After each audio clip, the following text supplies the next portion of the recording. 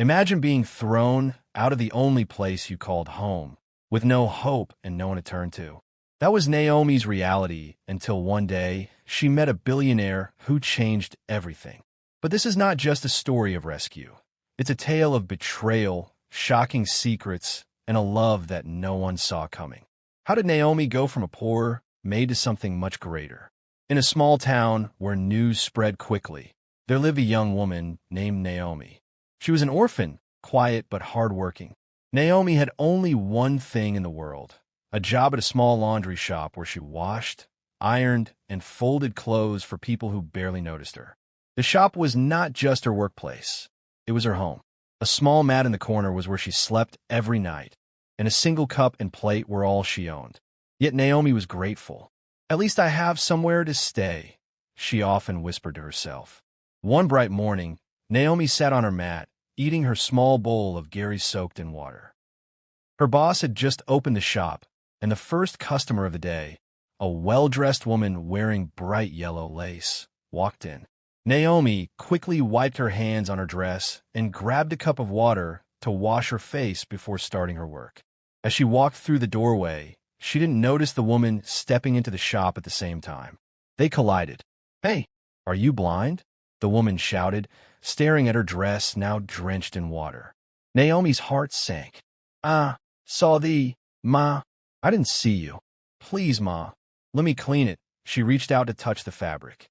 "Don't touch me," the woman snapped, stepping back. "Do you know how expensive this dress is? You dirty girl." Naomi lowered her head. "I'm very sorry, Ma. It was a mistake." "A mistake?" the woman barked, her voice sharp. "Is this how you people work here? No manners, no training." Before Naomi could say another word, the woman stormed past her and entered the small office where Naomi's boss sat. Naomi stood frozen, her hands trembling. She could hear the woman's angry voice. "Fire her. If this is the kind of person you employ, I'm taking my business elsewhere. I can't deal with such carelessness." Naomi's boss, a bald man with tired eyes, tried to calm her down. "Madam, please, it's not that serious. She's a good worker." "I don't care," the woman yelled. "If you don't sack her, I'm done with your shop. And don't forget, my fiancé is one of your biggest customers." The boss sighed heavily. He walked out of the office and called Naomi. She stepped forward, her heart pounding as if it would burst out of her chest. "Naomi," he said softly, avoiding her eyes. "Please, sir, I didn't mean to," Naomi pleaded. He cut her off. "You've been a good worker, but I can't afford to lose a customer like her. I'm sorry, but you'll have to leave." Naomi dropped to her knees. Sir, please don't do this. I have nowhere to go. This is where I live, where I eat. Please, sir, don't send me away." Her boss looked at her with pity, but shook his head. "Naomi, I'm sorry. My hands are tied." The well-dressed woman stood at the doorway smirking. "That will teach you to watch where you're going," she said before leaving with a loud scoff. Naomi sat on the floor, tears streaming down her face. Her world had just crumbled. Where'd she go? How would she survive? The day was just beginning, but for Naomi, it already felt like the end. She looked up at her boss one last time. "Sir, please. I don't have anywhere to go. I will work harder. I will wake up earlier. Please don't send me away." Naomi begged, her voice trembling. Her boss sighed deeply, rubbing his forehead. "Naomi, it's not about your hard work. You know I appreciate you, but that woman is my best customer. If I lose her, it will affect my business. I'm sorry. You have to leave. But where will I go?" Naomi cried. "This is the only place I have. How will I eat? Please, sir, have mercy on me." "Naomi," he said, avoiding her teary eyes, "I've already made up my mind. You can't stay here anymore. Just pack your things." Naomi felt like her world was crashing. She looked around the tiny shop where she had spent the last 2 years. It wasn't much, but it had been her home. She had no family, no friends, and no money. That evening, with nothing but a small bag of clothes, Naomi walked aimlessly through the streets. The sun had set, and the town was quiet except for the occasional sound of cars passing by. She felt invisible, like the world had forgotten she existed. As she wandered, she saw an uncompleted building. The walls were high, but there were no doors or windows yet. She peered inside and saw a flat surface of cement blocks. It wasn't safe, but it was better than sleeping on the street. Naomi climbed inside, laid her bag on the cold floor, and sat down. "God, please help me," she whispered. She lay on the floor, using her wrapper as a blanket. The night was long and cold, but she stayed awake, her mind filled with thoughts of what tomorrow would bring. The next morning, the sound of voices woke Naomi. She sat up quickly, startled to see a group of men walking into the building holding tools and wearing helmets. They stopped in their tracks when they saw her. "Who are you? And what are you doing here?" one asked, his tone firm but not unkind. Naomi stood up, her hands shaking. "Please, sir, I'm sorry. I didn't mean to trespass. I lost my job, and I'm hoping to have the opportunity to work here. Please, I can work. Let me help with the construction. I'll do anything." The men exchanged glances, some shaking their heads. "This is not a job for women," one said. "It's hard work, lifting heavy blocks, mixing cement. Are you sure you can handle it?" "I can do it, sir," Naomi said, her voice firm. "I'm strong. Please, just give me a chance." The men hesitated, whispering among themselves. Finally, one said, "You have to talk to the boss. He'll be here soon." Naomi nodded. "Thank you, sir. I'll wait." She sat quietly in a corner, watching as the workers began their tasks. The smell of cement filled the air, and the sound of hammers echoed around her. Naomi felt a small flicker of hope. After about an hour, a tall man in a white shirt and safety boots walked in. His face was stern, and he looked like someone who didn't take nonsense. The workers quickly gathered, explaining Naomi's situation. The man walked up to Naomi, scanning her head to toe. "So you want to work here?" he asked, his voice deep. "Yes, sir," Naomi said, standing straight. "I have no place to go, and I need to survive. I will do my best." The man raised an eyebrow. "This is not a place for playing. If you cannot handle it, you will leave. Do you understand?" "Yes, sir. I understand." "All right," he said after a long pause. "You can start tomorrow." Naomi's face lit up. "Thank you, sir." "God bless you, sir." As the workers returned to their tasks, Naomi sat in the corner, tears streaming. This time not from sadness, but from a glimmer of hope. The next morning, Naomi started her first day on the site. The sun was hot, and the work was harder than she expected. She carried heavy blocks on her head, mixed cement with sand, and fetched water from a nearby tap. Her arms ached, and her legs felt weak, but she didn't stop. The workers watched her with surprise. "Ah, this girl is really strong," one said. Another laughed. "Honestly, she's working better than some of the boys here." Naomi ignored them and kept working. She knew she had no choice. This was her second chance. A week later, the building owner, Mr. Francis, arrived unexpectedly. He was a well-dressed man with a calm but commanding presence. As he inspected the site, he noticed Naomi carrying heavy blocks in the corner, her clothes stained with cement, sweat dripping down her face. "Who is that girl?" "Mr. Francis asked the engineer. The engineer hesitated. "Ah, sir, her name is Naomi. She's been with us about a week. Why is she doing this kind of work?" "This is not work for a young girl." Mr. Francis frowned. The engineer explained Naomi's situation. "She's very hard-working, sir. She doesn't complain." Mr. Francis shook his head. "This is not right. Call her here." Naomi wiped her face and approached. "Good morning, sir," she said, bowing slightly. "Morning," Mr. Francis replied kindly but firmly. "What's your name?" "Naomi, sir." "Why are you doing this work?" "It's dangerous." Naomi lowered her head. "Sir, I have no other choice. I need to survive. Please don't send me away. I'll do anything." Mr. Francis sighed. "You're too young for this life. I'll speak to the engineer. You have to stop." Naomi's heart sank.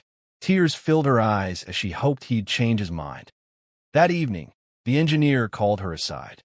"Naomi, Mr. Francis said you can't continue. It's for your own good." Naomi's chest tightened. "Sir, please. I have nowhere to go." "It's not my decision," he said gently. "Every disappointment is a blessing. God will grant you a better opportunity." Tears spilled as Naomi packed her few belongings and moved to another uncompleted building. That night, she lay shivering on the cement floor. "God, why me? What did I do to deserve this?" she whispered. No answer came. Meanwhile, Mr. Francis went to the laundry to collect his freshly cleaned clothes. The owner greeted him warmly. "Good evening, sir." "Welcome." "Good evening," Mr. Francis replied as he handed over his receipt. While waiting for his clothes, he glanced around the shop, his thoughts drifting back to Naomi. Something about her had stayed with him, and he couldn't shake the feeling that she needed help. "Excuse me," he said to the owner. "Do you know a girl named Naomi? She used to work here." The owner's cheerful expression faded. "Naomi? She had a problem with one of our customers. The woman wasn't happy and demanded I sack her. It was your fiancé, Chinny, who said she must go." Mr. Francis blinked in surprise. "Chinny? Are you sure?" "Yes, sir. She was very upset that Naomi spilled water on her clothes. She even threatened to stop bringing her laundry here if I didn't fire the girl." Francis was quiet for a moment. "Do you know where Naomi is now?" The owner shook his head. "No idea, sir. She just left like that. I don't think she had anywhere to go." Francis thanked the owner and collected his clothes, but his mind was troubled. Why would Chinny go so far as to get a girl fired over something so small? And where was Naomi now? As he drove home that evening, Francis couldn't help but feel a deep sense of guilt. He knew he had to find Naomi, no matter how long it took. A few days later, Naomi was walking along the roadside, her slippers barely protecting her feet from the rough ground. She wrapped her arms around herself, hoping to find some warmth. The road was quiet except for the occasional car speeding past. Suddenly, bright headlights lit up the path ahead, and a black SUV slowed down beside her. The window rolled down, and a familiar voice called out, "Naomi!" She froze, straining to see who it was. It was Mr. Francis. "Sir?" Naomi's voice was shaky, unsure if she should run or stay. "What are you doing here at this time of night?" Francis asked, his voice full of concern. "I don't have anywhere to go," she admitted quietly, staring at the ground. Francis frowned. "Get in the car." Naomi hesitated. "Sir, I don't want to disturb you." "You're not disturbing me. I can't leave you here like this. Please, enter." After a moment, Naomi climbed into the car. As they drove, Francis asked her questions about her life. She told him about the laundry job, the uncompleted building, and how she had been trying to survive. Francis sighed deeply. "You're too young to be going through all this. You'll come to my house. I'll find work for you there." Naomi's eyes widened. "Your house?" "But sir, no bats como Francis interruptive. You need help, and I can help. Don't worry." Naomi finally nodded. "Thank you, sir. God bless you." When they arrived at Francis's house, it was already late. The mansion was well lit, with large windows and a neatly trimmed garden. Naomi couldn't believe her eyes as they stepped inside. Chinny appeared from the living room, her eyes narrowing when she saw Naomi. "Who is this?" Chinny demanded, her tone sharp. Francis remained calm. "Her name is Naomi. She'll be staying here." "What?" Chinny's voice rose. "This dirty girl in my house? Are you serious?" "Yes, I am," Francis replied firmly. "She needs help, and I've decided to help her. That's final." Chinny threw her hands in the air. "Francis, have you lost your mind? Do you know what people will say if they see her here?" "I don't care what people say," Francis said, his voice steady. "Naomi is staying. She'll work here and have a place to sleep." Chinny glared at Naomi, who stood silently, feeling like an intruder. "This is not your decision alone, Francis." "It is now," Francis said. "She'll be staying in the guest room." Mr. Francis then showed Naomi to her room. The bed looked soft, and there was even a small window with curtains. Naomi sat down slowly, her heart pounding. As she lay down that night, she couldn't shake the feeling of unease. Chinny's anger had been loud and clear, and Naomi knew that her troubles might not be over yet. From the moment Naomi started working in the house, Chinny treated her like a pest.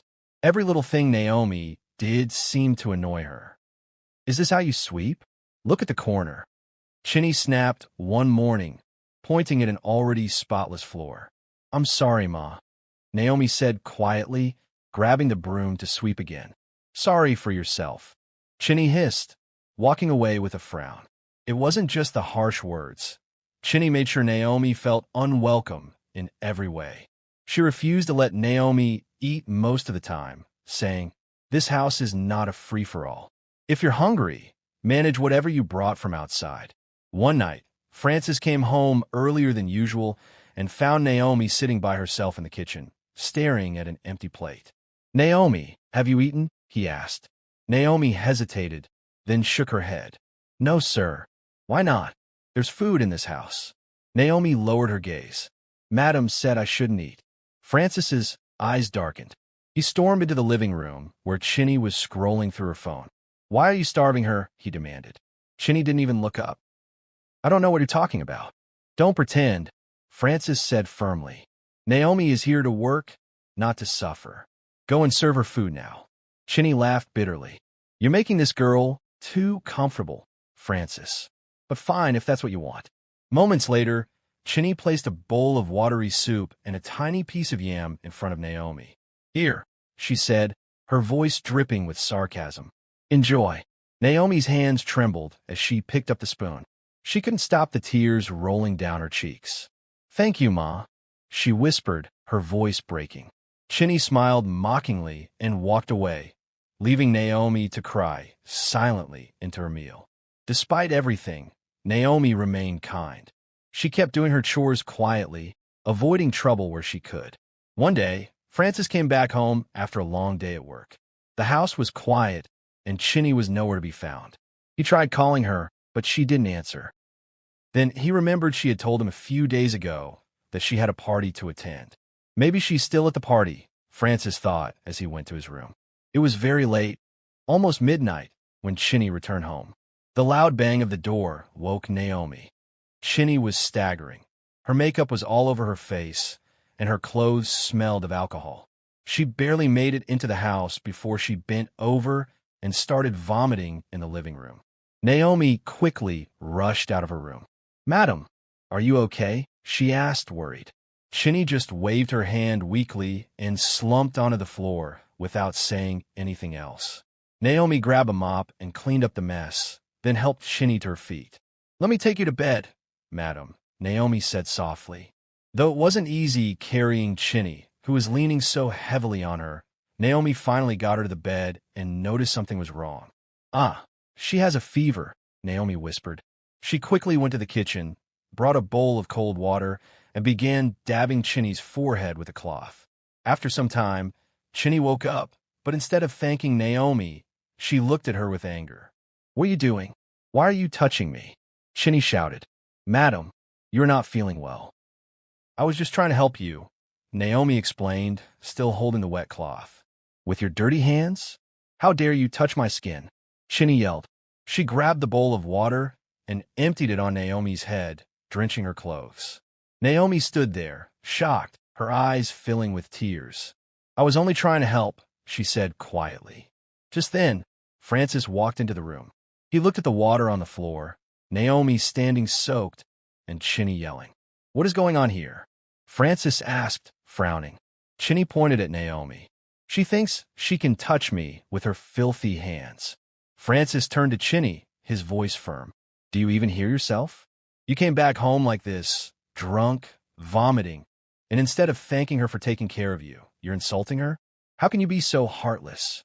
Chinny tried to say something, but Frances cut her off. "Enough. I don't want to hear anything from you." He walked over to Naomi and gently took her hand. "Come with me." He led Naomi to the living room, handed her a towel to dry herself, and sat next to her. "Don't let her words hurt you," Frances said kindly. "You have a good heart, Naomi. You didn't deserve that." Naomi wiped her tears. "I was only trying to help, sir. I didn't mean to make her angry." Frances looked at her and smiled softly. "You did nothing wrong. You're better than her in so many ways." As they sat there, something warm and unspoken passed between them. Frances couldn't stop thinking about Naomi's kindness, and Naomi felt safe in his presence. It was a moment neither of them would forget. Francis had always been a busy man, so he rarely paid attention to small details at home. But lately, something had changed. Every evening, when he came home tired, Naomi would meet him at the door with a warm smile. "Welcome, sir. How was your day?" she would ask gently. At first, Francis only gave short answers. It was fine or busy as usual. But Naomi's genuine interest made him pause. One evening, he admitted, it was stressful, honestly. Too many meetings. Naomi nodded with understanding. Sorry, sir. You've been working hard. Would you like me to make you some tea? Francis blinked. It was such a simple gesture, but it touched him deeply. Yes, please. That would be nice. As Naomi disappeared into the kitchen, Francis couldn't help but think about her. She was always so calm and respectful, even when Chinny was harsh. Unlike Chinny, who rarely asked about his day or showed concern. All she did was demand money to fund her frivolous lifestyle. But Naomi's kindness stood out. Over the next few days, Francis started noticing more. How Naomi would quietly tidy up without being told, how she greeted everyone with a smile, how she seemed to carry a lightness that made the house feel warmer, even with Chinny's constant grumbling. One evening, as Chinny complained loudly about something unimportant, Francis found himself tuning her out and glancing at Naomi, who was folding clothes in the corner. He frowned, realizing he was beginning to compare the two women. Francis decided to do something thoughtful. After work, he stopped at a boutique and picked out dresses, some for Chinny and one for Naomi. When he got home, he handed the bags to each of them. Chinny grabbed hers with a frown. What's this? She asked, frowning at the bag. A little something for you, Francis replied simply. Chinny barely looked at the dress before tossing it on the couch. Oof.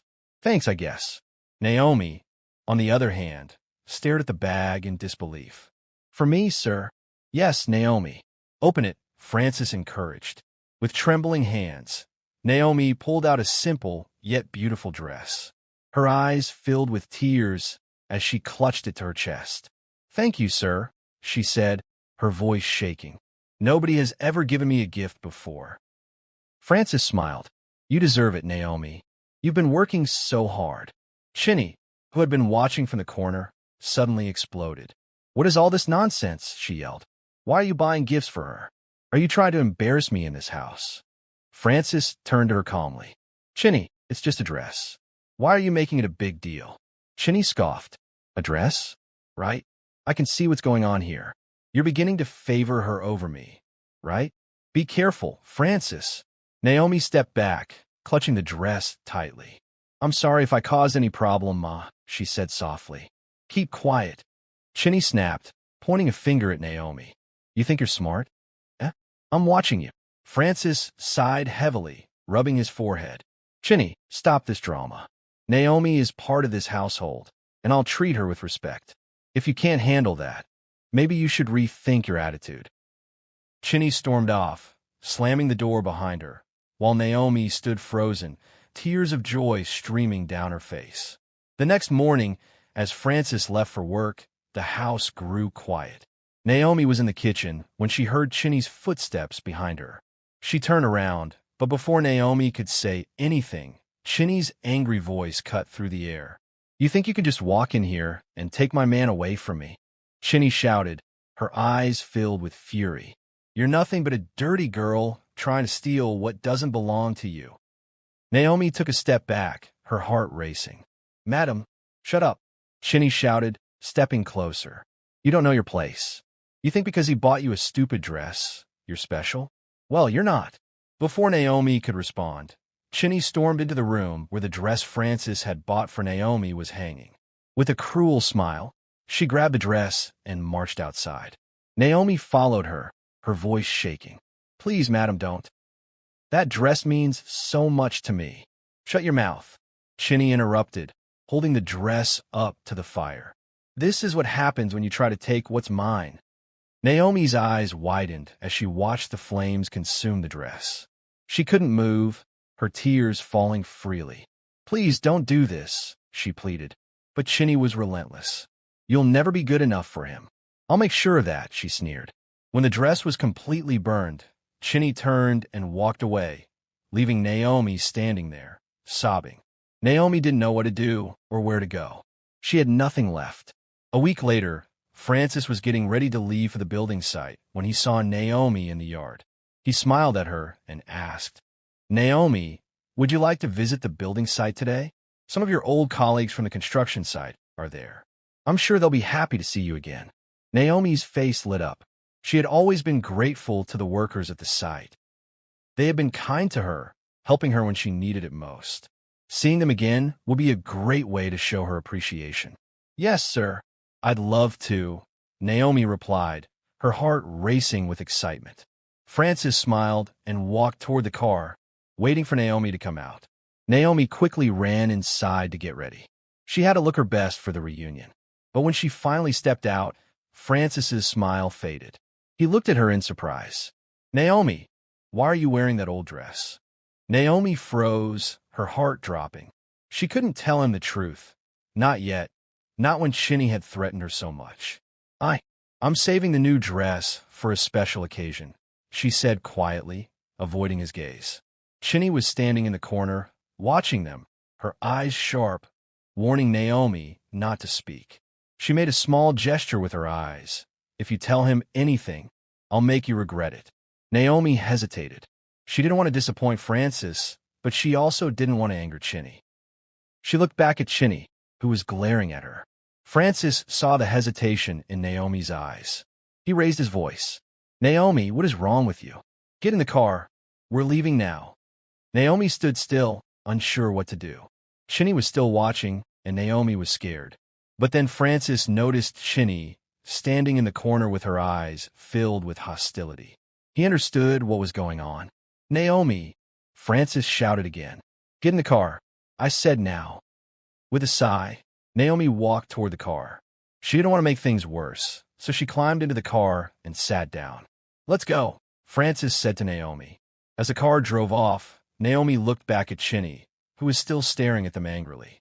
Naomi didn't know what was coming next, but she knew one thing for sure. Chinny was not going to stop until she had pushed Naomi out of the picture for good. One afternoon, Chinny called Naomi into the living room. Naomi, come here. Sit down. Let's talk, she said in a calm, almost sweet voice. Naomi was surprised. Chinny had never allowed her to sit on the couch before. She hesitated for a moment, but then walked over and sat down carefully. Don't be scared, Chinny said, gesturing for her to relax. Let's just talk. Naomi sat on the couch, still unsure of what was going on. Chinny's voice softened as she began to speak. I know I've been hard on you ever since you came into this house. I've said things I shouldn't have, and I've treated you badly. But today, I want to make amends. I want to treat you like my younger sister from now on. Please forgive me for all my past mistakes. Naomi blinked, confused, but then smiled lightly. Ma, I don't hold any grudges. We're good. Thanks for letting me stay in your home, she said, trying to match Chinny's tone. For a moment, it seemed like the tension had lifted. Chinny smiled back, and there was a warmth in her eyes that Naomi hadn't seen before. Can I ask you for a favor? Chinny asked, her voice gentle. Anything, Ma, Naomi replied eagerly. Chinny smiled. I'm not good at cooking. Can you make some noodles for me? Naomi's face lit up. She was happy to do something for Chinny, especially since things seemed to be improving. Of course. I'll make it right away. She hurried to the kitchen and cooked the noodles, bringing a bowl to Chinny when it was ready. Chinny looked pleased as Naomi set the bowl in front of her.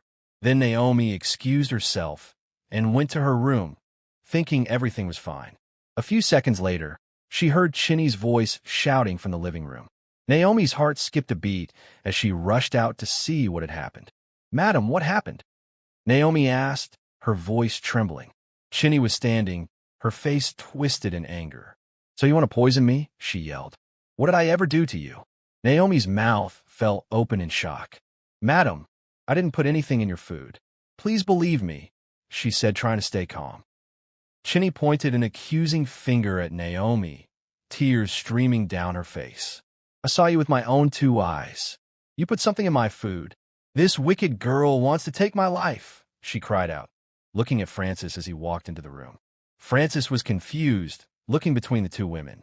What's going on here? He asked, his voice tense. Chinny cried louder, pointing at Naomi. Look at her. She's the one. She's trying to poison me, she shouted, practically wailing. Naomi stepped forward, trying to explain herself. Madam, I swear I didn't put anything in your food. I was just trying to help. But Chinny wasn't listening. She continued to shout, her eyes wide with fake fear. She's lying, Frances. She's poisoned my food. Naomi, desperate to prove her innocence, couldn't take it anymore. She grabbed the bowl of noodles that Chinny had barely touched and, without a second thought, ate a large spoonful in front of them. "There, you see," Naomi said, swallowing the noodles. "There's nothing in your food. I didn't poison you." But before she could finish speaking, Naomi felt a sharp pain in her stomach. She doubled over, clutching her belly as the room spun around her. "Naomi!"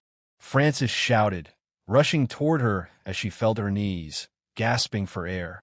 "What's happening? Are you okay?" Naomi screamed in pain, her vision blurring. I don't know. It hurts," she cried, tears streaming down her face. Chinny stood at the side, watching Naomi in silence. Then a wicked smile appeared on her face, and she started to laugh. "I told you, Frances," she said, almost happy. "I saw her with my own eyes. She poisoned the food." Frances was in a panic. He turned to Naomi, who was now lying on the floor, clutching her stomach, her breathing shallow. "Naomi," he shouted, "hold on. I'm taking you to the hospital." He scooped Naomi up in his arms and rushed out of the house, his mind racing. He couldn't believe what was happening. What had Chinny done? Was this all a trick? Naomi slowly opened her eyes in the hospital bed. The soft beeping of the machines was the first thing she heard. Francis was sitting beside her, holding her hand tightly. His face was filled with worry, but when he saw her awake, his eyes softened with relief. "Naomi, you're awake." "Thank God," he said, his voice shaky. Naomi tried to smile, but was still weak. "What happened?" she asked quietly. "You collapsed after eating the noodles," Francis explained. "But you're okay now. The doctor said you're going to be fine." Naomi closed her eyes again, remembering the pain and how Chinny had accused her. She felt tears welling up inside, but she didn't say anything. Francis looked at her with serious eyes. "Naomi, I have to tell you something." He paused. "I checked the living room cameras. Chinny did something terrible. She set you up." Naomi looked at him in shock. "What do you mean, sir?" "Chinny. She put something in that food to make it look like you were poisoning her," Francis said, his voice growing harder with each word. Asterisk, I saw it all on the footage. "She's the one who did this." Naomi stared at him, stunned. "But why? What did I do to deserve this?" Francis looked down, his heart heavy. "I don't know, but I will make sure she pays for what she did." With that, he stood up and left the room, his mind set on confronting Chinny. When he got home, he didn't hold back. He walked into the living room where Chinny was seated. "Pack your things and leave my house," Francis said. "What's going on?" Chinny asked. "Don't pretend you don't know," Francis replied. "There's a camera in this living room, and I've seen everything. If I call the police, you'll be in big trouble. So just leave." With that, Francis turned and walked away, leaving Chinny standing there, trembling. She knew there was no way out now. Ashamed, she quietly gathered her things and left, her head hanging low. Days passed, and Naomi slowly regained her strength. She was back in the house, resting in the room that Francis had prepared for her. Francis came to her one afternoon, sitting by her side with a smile on his face. "Naomi," he said gently, "I just wanted to tell you how much I appreciate you. You didn't deserve any of this. You're a good person, and I want to make things right." Naomi looked at him, still not fully understanding what was happening. "I'm just glad I'm okay," she replied softly. "You are more than okay," Francis continued. "I've been thinking a lot about your future. You told me you wanted to go back to school, right?" Naomi nodded slowly. "I've already spoken to the right people, and I've made sure you're enrolled again. I'll help you with the fees, whatever you need. I'll be here to support you. This is your chance to chase your dreams." Naomi's eyes widened. "You're serious?" "Of course I am," he said, his voice firm but warm. "You deserve every opportunity, Naomi. I believe in you." Tears filled Naomi's eyes as she looked at him, feeling overwhelmed with gratitude. "Thank you, sir. You don't know how much this means to me." "You don't have to thank me," Francis said, his voice filled with sincerity. "You're family now, and family takes care of each other." Naomi smiled, feeling a warmth she had never felt before. For the first time in a long time, she felt like she had a real chance at a future where she could finally be free of fear and doubt. And with Francis by her side, Naomi knew she could do anything. She wasn't alone anymore. One evening, Francis sat in the living room, lost in thought. Naomi walked in to ask if he needed anything. Her simple smile and gentle voice always had a way of calming him. "Naomi," he said, looking up at her. "Yes, sir," she replied, standing respectfully, her hands clasped in front of her. "Come and sit," Francis said, patting the seat beside him. Naomi hesitated, but eventually sat down. For a moment, he didn't say anything, just looking at her. Then he spoke, his voice soft but firm. "Naomi, you've been through so much, yet you're always kind. You never complain.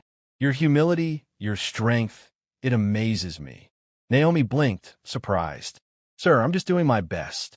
"No, it's more than that," Francis said, his eyes meeting hers. "You've changed my life in ways I didn't expect. And I think I've fallen in love with you." Naomi's eyes widened. She was speechless. "I know it's sudden," Francis continued, "but my heart has never been this sure about anything." "Sir," Naomi started, her voice trembling. "You're a big man. I'm just—" "Don't say that," Francis interrupted gently. "It's not about where you're coming from. It's about who you are. And you, Naomi, are extraordinary." Naomi looked down, her heart racing. She didn't know what to say. "Take your time," Francis said. "But I just wanted you to know how I feel." A few months later, Francis called Naomi into the living room. This time he wasn't sitting. He was standing, dressed neatly, holding a small velvet box in his hand. "Naomi," he began as she walked in, her heart pounding. "I made up my mind. I want you to be my wife." Naomi gasped. "Sir, are you sure?"